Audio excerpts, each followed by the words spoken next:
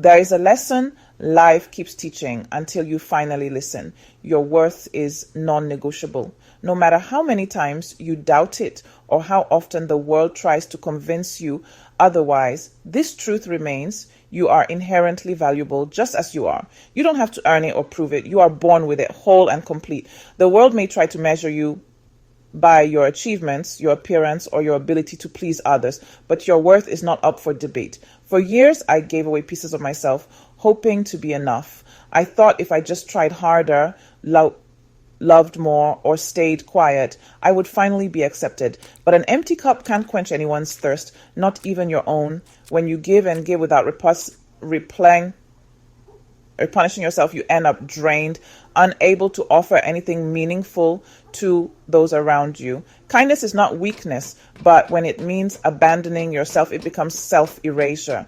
True kindness includes yourself too. It means honoring your own needs and boundaries, saying yes when you mean no, silencing your needs for others. This isn't love, it's depletion.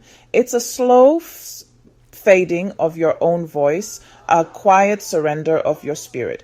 I played the part of the good friend, partner, daughter until I barely recognized myself. I wore a mask of contentment even as I felt myself disappearing. The problem with settling for less is you start to believe less is all you deserve. You shrink yourself to fit into spaces that were never meant for you, and soon you forget what it feels like to be truly seen. You accept crumbs, tolerate disrespect, and forget you deserve to be filled up. You begin to mistake scarcity for normalcy and emptiness for peace. This isn't living, it's surviving. It's moving through each day on autopilot, never daring to ask for more. You were made for more than survival. You were made for joy, for connection, for a life that feels like your own. You were made to thrive, to live a life that is vibrant and unapologetically yours. You deserve to take up space, to be heard, to be nourished in every way. Stop teaching others that your needs don't matter. Show them and yourself that you are worthy of care and respect. Reclaim your worth. Fill your own cup first and let it overflow into the world. You are made to be full. You are enough exactly as you are. Being used is a slow fade, 1,000 tiny paper cuts to the soul. It's not a sudden vanishing, but a gradual erosion of who you are, piece by piece, day by day. You become invisible, present, but unseen, a convenience rather than a person. The world moves around you, but you feel like you're standing still, waiting for someone to notice you're fading. I had a friendship where I gave everything and received silence in return. Every message sent, every favor done was met with emptiness. One-way street that led nowhere. I kept giving, hoping the scales would balance, but they never did. The more I offered, the more I disappeared until I barely recognized myself in the reflection. The pain of being taken for granted is a quiet ache that breeds self-doubt. It's a loneliness that lingers even in a room full of people whispering that you're not enough. You start to question yourself, wondering if you're the problem. You replay every conversation, searching for what you did wrong, convinced you're somehow to blame. But you're not broken. The dynamic is the fault isn't in your kindness, but in the imbalance that's been allowed to grow.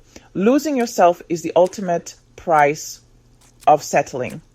You trade your joy, your spark for the hope of being needed, but end up feeling emptier than before. Your favorite song, your perfect day, your own voice, all replaced by someone else's needs. You forget what makes you happy, what makes you you. You become a ghost in your own life, complicit in your own erasure. It's as if you're watching your story unfold from the sidelines, powerless to step in. The slow disappearing act is heartbreaking, but it's not irreversible. There's always a way back, even if the path feels hidden. Recognize when you're vanishing for others. Notice the moments when your needs are silenced and your dreams are put on hold. You deserve to be seen, heard, and valued. Your presence matters, and your story is worth telling. Don't hold the curtain for your own disappearance. Choose yourself, even if it feels unfamiliar at first. Step back into your story, reclaim your place, and let yourself be the main character again. Setting boundaries isn't aggression, it's self-respect. It's about honoring your needs and values, even when it feels uncomfortable. Drawing that line in the sand is a declaration that you matter, that your feelings and time are important.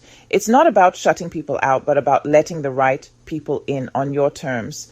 Boundaries aren't walls, they're gates you control. For years, I thought boundaries were selfish, but they're the most loving thing you can do for yourself and others. When you set a boundary, you're not just protecting yourself, you're also giving others a clear map of how to treat you. It's an act of clarity and kindness, not just for you, but for everyone in your life. Protecting your energy is a necessity, not a luxury. Every day you choose where your energy goes. Invest it wisely. When you say yes to everything, you end up saying no to yourself. Taking time to reflect, to breathe, to check in with your own needs is how you stay grounded and present. You are the guardian of your own well-being. Saying no is a complete sentence. It needs no apology.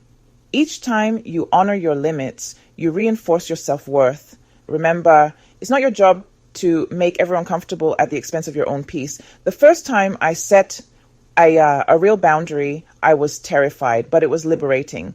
Choosing yourself is not selfish, it's essential. That moment of fear is often followed by a wave of relief, a sense of freedom you didn't know you were missing. It's the first step toward living authentically. Boundaries may feel uncomfortable at first, but only those who benefited from your lack of them will be upset.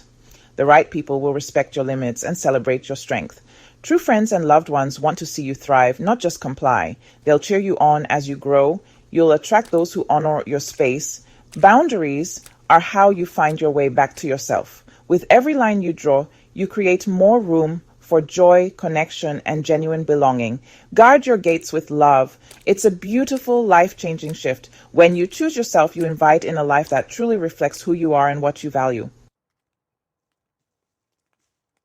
The journey back to yourself isn't a straight line. Some days you'll feel strong, others, a memory will send you back to self-doubt. Be gentle with yourself. Healing is about seeing your scars as proof of survival. Hope is a muscle. Exercise it with small acts of self-care. A cup of tea, walk, music. These are declarations that you're still here, still choosing joy. Walking away from what hurts you is courage, not defeat. Sometimes the bravest thing is to choose your own peace. You can't change others, but you can change your environment. Find what recharges you and make it a priority. Reconnecting with yourself is the most important work you'll ever do. Remember who you were before the world told you who to be. This is how you come home. Your story is your power. Don't let anyone silence it. Sharing your truth releases its hold and gives others permission to be brave. The world tells us we're not enough, but that's a lie. You are enough right now as you are. Your worth is your birthright, not something to earn. Never settle for love, friendship, or work that makes you feel small. You deserve a life that excites you, friendships that feel like sunshine, and love that feels like home. Promise yourself to stop pouring from an empty cup. Draw your lines in the sand and honor your needs. You are not a supporting character. You are the hero of your own story. You are whole, worthy, and enough. Live like you know it. Never, ever settle for less.